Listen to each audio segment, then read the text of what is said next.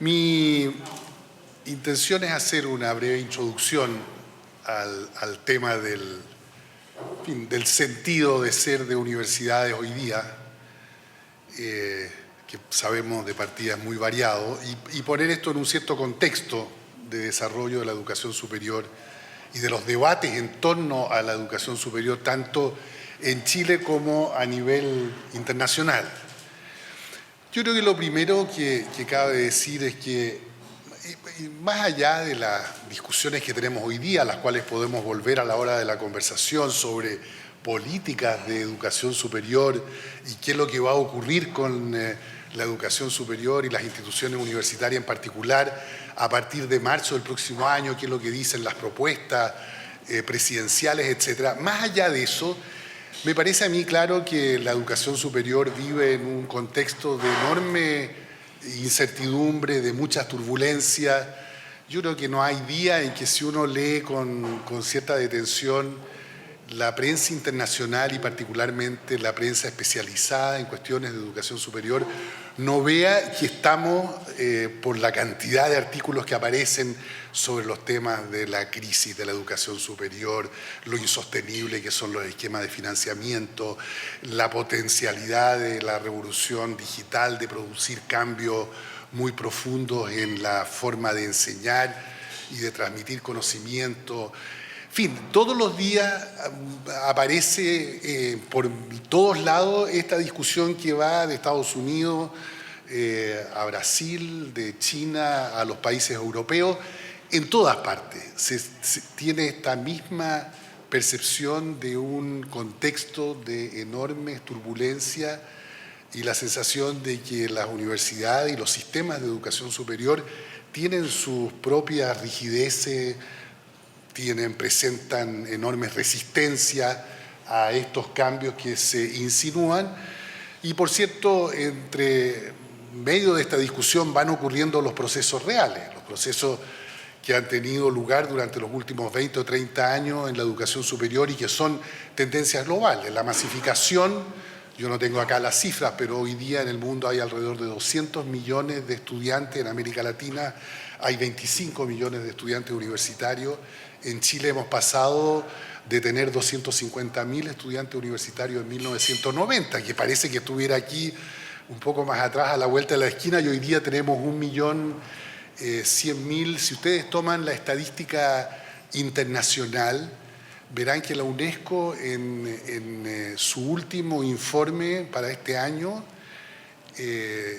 da a Chile una cifra que es distinta de la que usamos acá, porque usan otro grupo de referencia en términos de cohorte de edad, pero la tasa bruta de educación superior hoy día en Chile, es decir,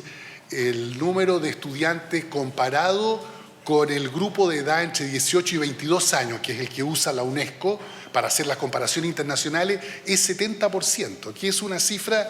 que es más o menos la del promedio de los países ricos del mundo, ¿no? Solo que eso lo estamos haciendo con un ingreso per cápita que es la mitad o menos de la de los países ricos, con unas tradiciones culturales muchísimo menos densas, con una historia educacional también mucho más joven, pero la cifra hoy día de participación en la educación superior ha llegado a unos niveles extraordinariamente altos. Y lo otro que es paradojal es que junto con esta discusión sobre lo turbulento del medio ambiente y lo crítica que en muchos aspectos es la situación para la institución de educación superior, tampoco deja uno de encontrarse cada día con la reiteración de que la educación superior es un motor importantísimo de prácticamente todo. O sea, si yo hago la lista, entonces todo el mundo dice, no, pero esto es una exageración, pero efectivamente, si uno lee las propuestas de los presidentes de la República, lee los informes, los reports sobre educación superior, dirán que la educación superior hoy día en la sociedad del conocimiento es central para el crecimiento de las economías, para la competitividad global de los países, para provocar movilidad social, para formar las élites, para educar al pueblo, para llevar a los individuos a la felicidad individual y colectiva. Todas esas cosas son dichas por los más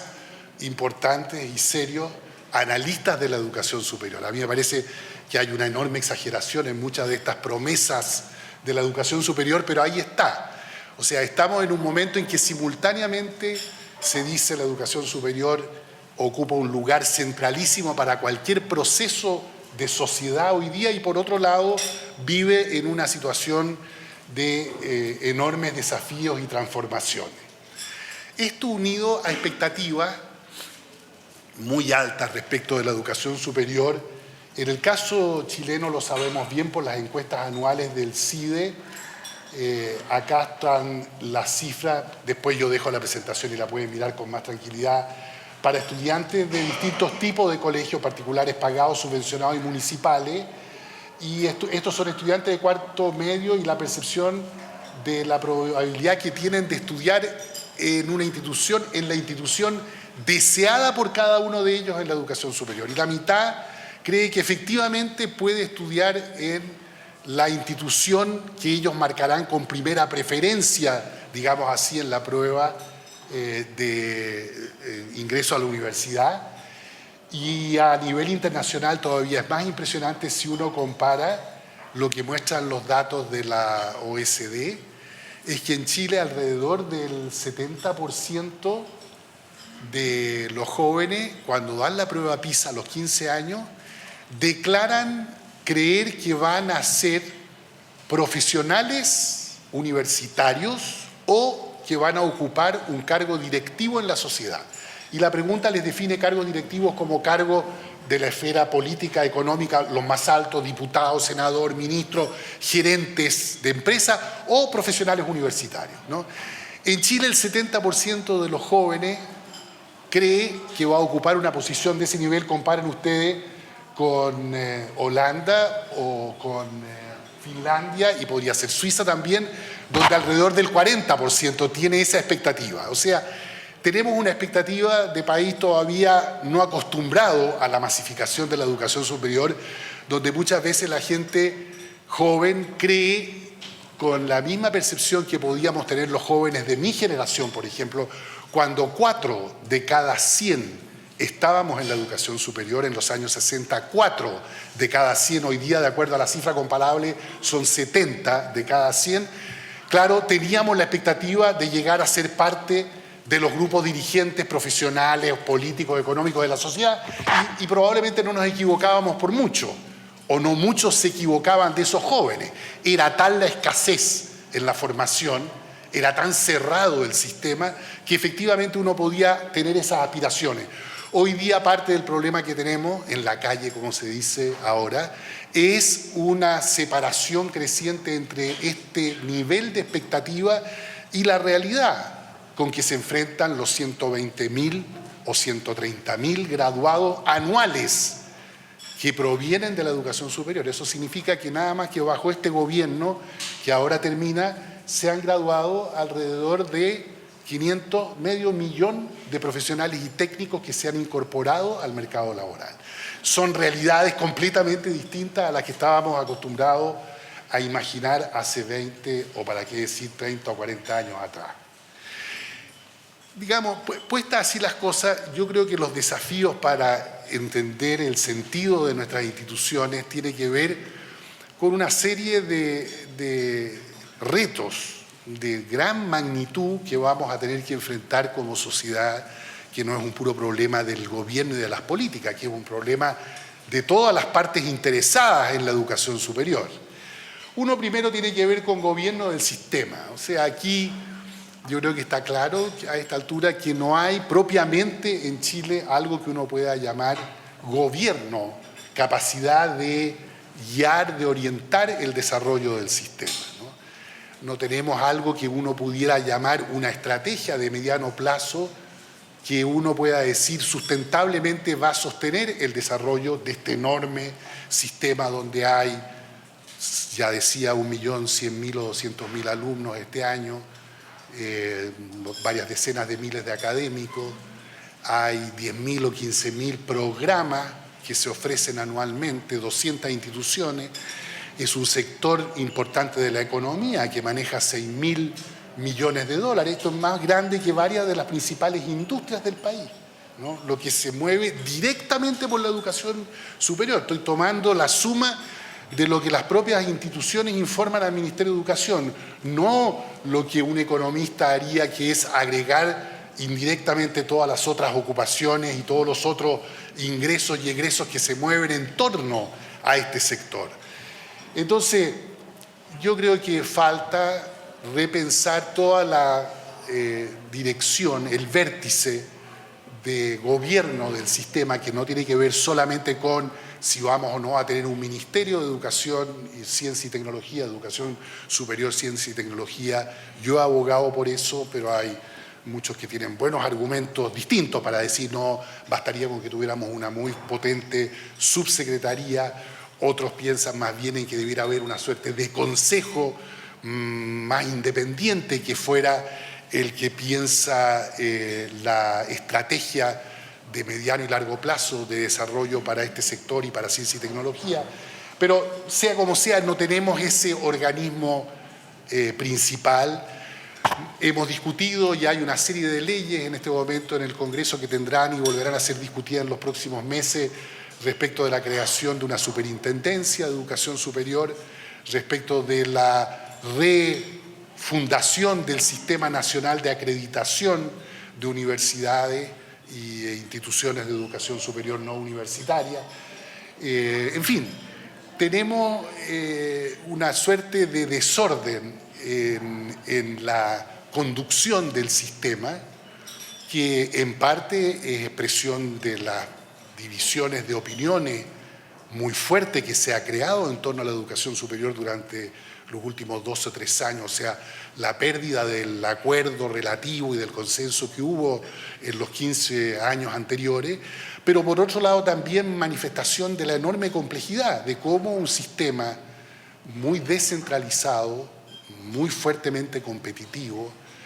muy expuesto a las fuerzas del mercado, puede efectivamente generar una cierta forma de gobernanza, como se dice ahora. La idea de que esto puede ocurrir solamente por la fuerza del mercado no se ha probado en ninguna parte del mundo y no parece que Chile hoy día estuviese con la inclinación de hacer ese ensayo. La idea de que esto puede ser manejado centralizadamente desde un ministerio muy fuerte es insuficiente por completo y no garantiza el desarrollo dinámico precisamente de un sistema muy descentralizado como es nuestra educación superior. Entonces, tenemos una discusión que no es puramente política en el sentido más estrecho de la palabra, sino político, cultural y técnica de cómo podemos organizar la dirección de este sistema, qué tipo de organismos han de participar en él, cuál ha de ser el rol en el futuro de CONICYT y de los distintos fuentes, de los distintos fondos de financiamiento, cuál ha de ser el rol de un consejo o la instancia que dirige la parte más dirigida a la innovación tecnológica, más ligada al sector productivo y a las empresas. Son todos problemas que uno puede decir, bueno, pero ¿serán tan importantes? Sí, a esta altura son, creo yo, extraordinariamente importantes de ser resueltos, porque de lo contrario seguimos con esta sensación de un barco que va un poco sin dirección y de acuerdo a las corrientes y a los movimientos del mar, y eso, y de las mareas, y eso, y de los vientos, y eso es lo que nos tiene un poco confundidos, por decirlo menos, en este momento, y debiéramos, creo yo, con tiempo, construir el vértice del sistema, cosa que han hecho y hacen periódicamente todos los países en el mundo. Por cierto que el desafío más grueso, más importante también para el título que me había sugerido el rector para esta conversación, tiene que ver con formación y formación de capacidades en la sociedad. Esa finalmente es la tarea más importante de nuestras universidades y de las universidades en general en el mundo. Estamos siempre muy impresionados de las pocas grandes universidades, las que aparecen entre las 100 o 200 primeras en el ranking de Shanghai, que son todas ellas universidades de investigación, que también hacen un poco de formación de pregrado, hacen mucha formación de posgrado, pero no son representativas de algo así como, yo cuento a veces universidades en el mundo y debe haber, bueno, es muy difícil saber, pero un cálculo determinado sería. Para América Latina lo sabemos claramente, en América Latina hay 3.900 universidades y hay otras 7.000 instituciones no universitarias de educación superior. En el mundo entero, por lo tanto, puede haber perfectamente 40 o 50.000 universidades. Ya diré yo algo, digamos, cuánto se reflejan, cuánto de estas 50.000, digamos, universidades pueden reflejarse en el espejo de Harvard o de Yale o de Caltech o del MIT, muy poquitita. El 2% del total de las universidades, tal vez en el mundo, se pueden mirar en ese espejo y sentirse reconocida. El resto lo que hace fundamentalmente es una gran, o intentan hacer una gran tarea de formación de capacidades, donde efectivamente tenemos hoy día discusiones muy fuertes respecto de cuál debiera ser el modelo formativo, si debiera haber un modelo formativo para todas nuestras instituciones, cómo resolvemos el problema de formación de élites, cosa que en democracia sigue siendo una necesidad, y a la vez hacemos formación masiva del hombre medio, como decía Ortega y Gasset, formamos masivamente a todos, porque la verdad es que en un tiempo más todos, digamos así, los que nacen hoy día, todos ellos en algún momento de su vida van a pasar por la educación superior. No tengo ninguna duda de que va a ser así. El 100%, no, nunca es el 100%, pero el 90%. Ya en algunos países de Europa, como Finlandia, o algunos del sudeste asiático, como Corea, o en Estados Unidos y Canadá, prácticamente el 80 o el 90% es la tasa bruta, porque están contando todos los adultos que también participan de la educación superior en algún momento de su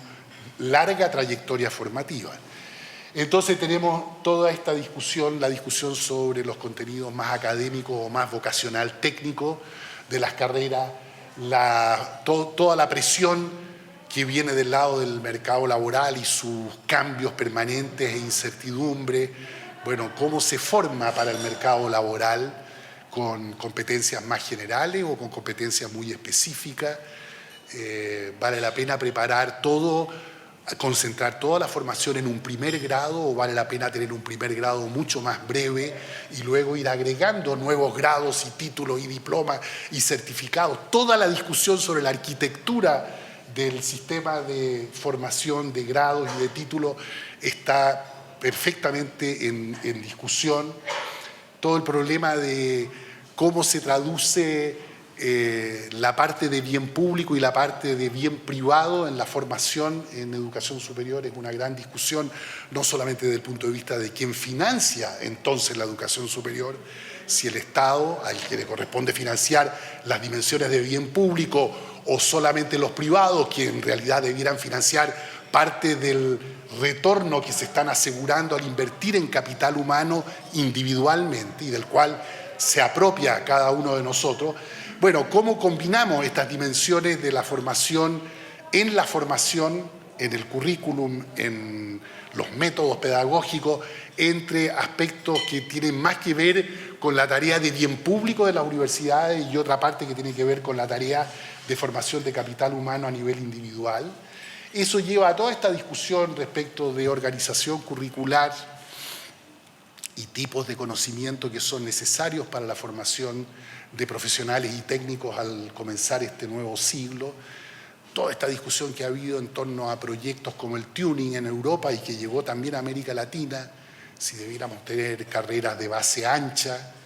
a través de un bachillerato más corto, si eso es posible con el tipo de educación secundaria que ofrecemos a nuestros jóvenes y con el hecho de que durante los próximos 30 años o 20 años todo lo que resta por llevar a una suerte de escolarización a nivel superior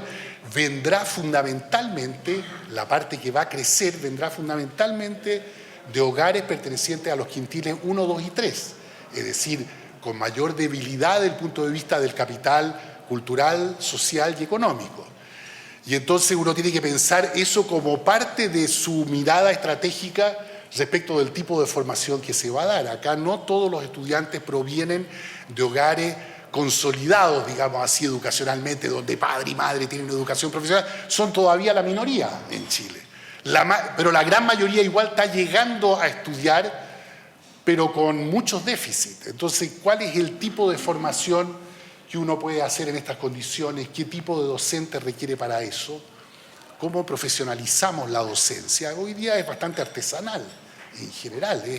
curioso que el hogar de todas las profesiones esté en manos de unos docentes que somos unos artesanos docentes, no unos profesionales docentes. Nos hemos leído un texto sobre psicología, psicología del aprendizaje del estudiante universitario. Nos parece totalmente lógico que un profesor de educación pre-kinder, kinder, primero a 12 años tenga que leer, tenga que conocer, no sé, a Piaget y a Vygotsky, pero no nos parece que si uno tiene que formar jóvenes entre 18 y 30 años tenga que leer algo sobre la psicología del joven y del adulto, y cómo aprenden, y cómo se forman, y cuáles son sus estrategias cognitivas, etcétera, etcétera. Nos parece que en realidad eso nosotros por alguna razón lo tenemos por inspiración o divina o inspiración de la comunidad de pares o de alguna manera. No nos parece que la didáctica sea una cosa que esté a la altura de nosotros, los profesores universitarios. Que vengan pedagogos a hablarnos de didáctica nos parece una cosa estrambótica, pero luego si uno le pregunta al 80% de los profesores universitarios ¿cómo es que seriamente evalúan? ¿Y por qué creen que sus métodos de evaluación son razonables? ¿Qué es lo que miden con la evaluación que hacen? ¿Qué tipo de evaluación usan? Y uno se encuentra con que le dice, oye, no, yo evalúo, bueno, leyendo, y yo sé intuitivamente, más o menos sé lo que tienen que saber mis alumnos. O sea, todo es así, todo es intuitivo, es un poco basado en la mera experiencia, que por cierto no desconozco que es valiosa y que es fuente también de conocimiento. Pero las profesiones se caracterizan precisamente por dejar atrás esta fuente principal, que es la mera experiencia, la intuición y la transmisión oral de los practicantes, ¿no? Y entran a una cosa que se basa en disciplina, que se aprenden difícilmente y adquieren instrumentos cognitivos que son cada vez más sofisticados, y la profesión académica, en la medida que quiera ser una más de las profesiones importantes en la sociedad, debiera ir en esa dirección, y no es algo que hayamos, creo yo, todavía enfrentado con claridad. Tenemos por delante toda una transformación que va a venir inexorablemente con la revolución digital. No sabemos bien por qué lado va a venir. Yo nunca he sido de aquellos que dicen, bueno, va a desaparecer la sala de clase o va a desaparecer, digamos, el currículum como tal. Pero tampoco tengo ninguna duda que van a haber transformaciones muy importantes, ¿no? Cuando yo veo la cantidad de jóvenes que empieza uno a descubrir que ya están inscritos en los MOOCs famosos y que están haciendo un curso con un profesor en Yale, bueno, el día que no sean ya el 5%, sino que estemos en el 20%, y que cuando estemos en un curso siempre haya, dentro de un curso, si es que sigue existiendo lo que hoy día llamamos curso, entre 50 alumnos ya haya 20 que sí están expuestos a otros profesores que vienen, que son profesores en Europa, en Estados Unidos, que son los que escriben los textos que nosotros mismos estamos usando para enseñar, etcétera. Algo va a pasar con la formación, ¿no? Y la gente tampoco van a seguir siendo alumnos a los 18 años. Muchos profesores vamos a estar mucho más expuestos a alumnos nuestros que van a tener entre 30 y 40 años y tienen experiencia, tienen otro tipo de formación, quieren que les hablemos de otra manera, quieren que ejercitemos su conocimiento práctico que ellos ya han adquirido y le demos una mayor proyección hacia el campo conceptual y teórico. Es decir, son otras necesidades, y eso yo creo que va a venir también con este cambio en la forma, digamos, va a traer consigo cambios muy grandes en las formas de enseñanza y de aprendizaje. Para poder avanzar y conversar, déjeme decir brevemente, hay hoy día una gran inquietud, en parte causada por la presión de los rankings y la presión del acreditador, sobre si en el fondo no está implícito en la política de ese tipo de organismos y también de los medios de comunicación que toda universidad con un mínimo de dignidad debiera ser una universidad de investigación, ¿no? Y hay una gran confusión respecto del tema. Entonces, yo ya decía, si uno mira el cuadro general a nivel latinoamericano, lo que descubre es que hay un 2% de universidades que uno podría legítimamente llamar en comparación con las americanas, aunque no se parezcan y aunque no usemos los mismos criterios que usa la Carnegie Foundation para clasificar sus universidades, podríamos decir en América Latina, yo hago ese ejercicio, hay 2% de las 3.000 universidades que uno puede llamar universidades de investigación. En Chile hay 2, la Universidad de Chile y la Universidad Católica, en San Pablo hay alrededor, en Brasil hay alrededor de 10 o 12, encabezadas por la Universidad de San Pablo, Campina, en fin, varias de las federales grandes. En México hay probablemente una, la UNAM, en Argentina hay una, la Universidad Nacional de Buenos Aires, en varios países de América Latina no hay ninguna. Es decir, estamos hablando de un pequeñito grupo. Luego hay un segundo círculo que uno podría trazar, que diría son universidades de gran complejidad, que ya tienen investigación en muchas áreas. En Chile entrarían en esa categoría una universidad como la de Concepción o una universidad como la USACH, ¿no? Y en América Latina son otro 3 o 4% del total de sus universidades. Y luego hay un sector que ese parece más interesante para nosotros, de universidades emergentes a la investigación, o sea, que ya están haciendo, digamos, un cierto aporte, que tienen un cierto desarrollo en investigación y que en Chile podemos clasificar, depende de dónde pongamos el punto de corte, en alrededor de 10, 12 universidades con esas características, donde ya están empezando a aparecer algunas de las privadas. La Universidad Nacional de Andrés Bello y la Universidad Diego Portales aparecen justo ahí encima de ese corte. Bueno, son transiciones difíciles, requieren grandes inversiones por mucho tiempo de los excedentes que sea capaz de generar una universidad, requiere efectivamente cambiar un tanto la organización, la cultura organizacional, requiere generar unos incentivos que son interesantes pero que también tienen efectos inesperados porque llevan a concentrar, por ejemplo, gran parte de la energía y la atención de los académicos jóvenes en investigar y publicar en revistas internacionalmente registradas y en tratar de tener la menor carga posible en la docencia. O sea, son balances muy delicados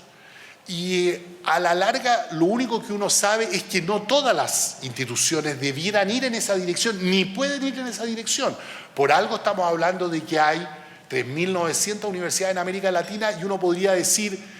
en el mejor de los casos hay un 10 a 15% que está en estos 3 primeros anillos, digamos, de Research Universities, universidades con investigación y universidades emergentes a la investigación. Entonces, son opciones que las instituciones en su estrategia de desarrollo de mediano plazo,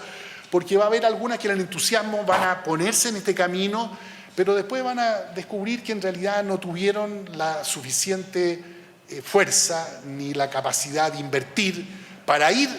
¿no? Y que tal vez podrían haber hecho otros ejercicios, no transformarse en una universidad con investigación en muchas áreas, sino que tener un solo foco de investigación. Bueno, son cosas que se pueden pensar, o tener investigación muy ligada a la enseñanza en 1, 2 o 3 carreras o áreas de desarrollo de la universidad. En fin, yo creo que la idea, que yo sé tiene mucha presión por detrás de ella, para considerar como universidades solamente a las que tienen investigación en prácticamente todas las áreas donde tienen enseñanza, es muy difícil de sostener. Y entre otras cosas porque a mediano plazo tampoco se sostiene el desarrollo de una universidad con investigación emergente si no logra crear en torno a cada uno de sus focos un doctorado de buena calidad. Y en Chile no tenemos mucha posibilidad de crear masivamente doctorados de buena calidad. Podemos generar de a poco uno u otro, pero en realidad las universidades que tienen la capacidad ya instalada para crear doctorados son muy pocas en Chile. Son 4 o 5 universidades que existen por lo menos por 60 años y que tienen todas ellas aportes directos del Estado. Que querer hacer todo esto nada más que en función de excedentes generados propiamente por la docencia en el mercado, lleva por otro lado a una presión tan fuerte sobre los aranceles que también vuelve inviable el desarrollo de una universidad. Entonces, aquí realmente hay muchas cosas que discutir y que combinar bien, y no hay que, creo yo, aceptar esta especie de presión medioambiental de que el único destino posible para una buena universidad es ser una universidad con el máximo desarrollo de investigación posible. Sin que yo descarte que esa discusión en todo caso necesita hacerse y que hay respuestas alternativas a, digamos, a una universidad que pretende tener investigación dispersa en distintas a lo largo de todas sus áreas. Pero descubrir cuáles son para cada universidad las respuestas correctas es efectivamente un trabajo de planificación estratégica muy difícil. Acá tienen ustedes, con estos 3 anillos que yo decía, un poco el cuadro de Chile. Estarían todas estas, y Chile tiene, fíjense, una buena base, porque tiene más que muchos otros países. En el primer anillo 2, en el segundo anillo de universidades con investigación, van desde la de Concepción, pasando por la Austral, la Santa María, hasta la Católica Valparaíso, y acá en el anillo de las emergentes, la UFRO, la Católica del Norte, la de Talca, Valparaíso, la UNAP y la UDP, y acá estarían todas ellas entre las 200 mejores universidades del ranking iberoamericano, porque está basado en los estudios de Simago sobre producción, y aquí aparece su producción del 2007 al 2011, aparece el impacto normalizado que mide un poco las citaciones, si están por encima del promedio mundial o no, y por cierto que muy poca, la más destacada en Chile, la Universidad, es la Universidad Santa María, que tiene una investigación muy concentrada, pero muy citada, ¿no? Muy por encima del promedio mundial de citas que se supone tiene un artículo. El promedio mundial sería 1. La Católica está un poquitito por encima, la Santa María muy por encima y todas las demás están por debajo. Pero bueno, porque reflejan lo que el país es un país, digamos, todavía con bases pequeñas y que está tratando de desarrollar, pero también con recursos muy limitados, que son los recursos de CONICYT o los recursos que generan los excedentes de las propias universidades. Y finalmente digo algo sobre financiamiento, pero sé que este es un tema que podemos perfectamente abordar en la discusión. Acá en el fondo, si uno mira bien nuestra discusión y mira el panorama mundial, en realidad no hay tanto misterio en esto. Hay 2 grandes modelos de financiamiento de la educación superior. O el Estado financia, como financió a lo largo del siglo XIX y buena parte del siglo XX, el total de la educación superior de su país, y eso prácticamente ya no ocurre, salvo en los países nórdicos, en Grecia, y que yo conozca, paro de contar ahí, puede ser que esté considerando solamente 100 de los 200 países de los cuales da cuenta la Nación Unida, pero en 100 países estos 5, 7, 10 tienen el sistema antiguo y los que lo tienen exitosamente son menos, son los nórdicos, y ahí está claro que es lo que permite eso, es que el 50%, digamos, que los impuestos recaudados por el Estado equivalen al 50% del producto. Eso es 15 puntos más alto que el promedio de los países de la OECD y es 30 puntos más alto que Chile. O sea, estamos hablando de una economía política de la fiscalidad de cada país completamente distinta, pero todavía hay un grupo de países que logra mantener a sus universidades puramente con la renta nacional. El resto de los países tiene sistemas de cofinanciamiento, donde hay parte de un financiamiento estatal que puede ir, ya no del 100, pero digamos así, del 80, 90% hasta el 30% o el 20%, y el resto es financiamiento privado que podrá ser pago de aranceles por los estudiantes y sus familias, sea con o sin crédito, o financiamiento proveniente de otras entidades privadas, empresas, etcétera, etcétera. Bueno, esos son los 2 esquemas. Los países que están en el segundo esquema de costos compartidos, como se dice a veces, tienen siempre una tensión que nosotros hemos manejado muy mal, que es la tensión entre cuánto han de aportar los privados y cuánto ha de aportar la renta nacional, es decir, el presupuesto de la nación. Y en Chile, efectivamente, en torno a los años 2006, 2007, 2008, que coinciden con el inicio de las manifestaciones estudiantiles, habíamos llegado a un completo desbalance. Si uno mira las cifras de la OECD, mira comparativamente y por lejos, solamente en una situación un poco parecida con Corea, éramos los países donde el 70% del total de ingresos de la educación superior eran generados por los privados y el 30% por el Estado. Hoy día estamos en una relación más desde el 2006 acá ha venido cambiando. Hoy día estamos en que el aporte de los privados equivale a un punto del producto y el aporte del Estado equivale a un punto del producto y el aporte de los privados equivale más o menos a 1,5 del producto. O sea, todavía es más el aporte privado que el aporte estatal, pero con una tendencia a igualarse. Bueno, ahora viene qué es lo que pensamos hacia el futuro, eso lo vamos a conversar ahora, porque gran parte de la discusión tiene que ver con la economía política del sistema, con cómo se ha de financiar la educación superior en Chile, quién va a pagar, cuánto va a pagar, qué vamos a hacer con los aranceles, qué significa la gratuidad universal. Todas estas cosas que están planteadas ahora en el debate abren efectivamente la caja de Pandora, o sea, estamos tocando los núcleos estructurales del funcionamiento del sistema, lamentablemente solo en este punto, no en el modelo docente ni en el modelo de generación y producción de conocimiento. En ese sentido es muy desbalanceada nuestra conversación, porque se centra nada más que, llamemos así, en la economía política del régimen de provisión de la educación superior,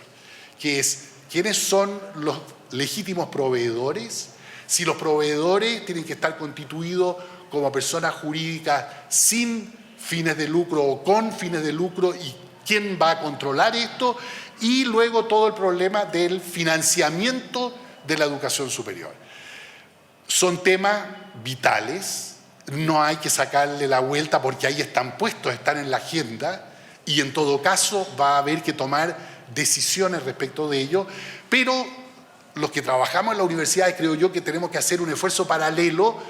por tratar de mantener viva, aunque sea como una llamita más pequeña, los otros grandes temas que tienen que ver sustantivamente con qué han de hacer nuestras universidades, con cómo han de formar jóvenes y adultos, para qué tipo de ocupación o para qué tipo de desempeños en la sociedad y en la economía, y luego cómo gestionamos conocimiento, desde su producción hasta formas de transmisión muy distintas, que no sean solamente las de la docencia tradicional. Todo eso yo creo que son grandes temas también para los próximos 20 años. Muchas gracias.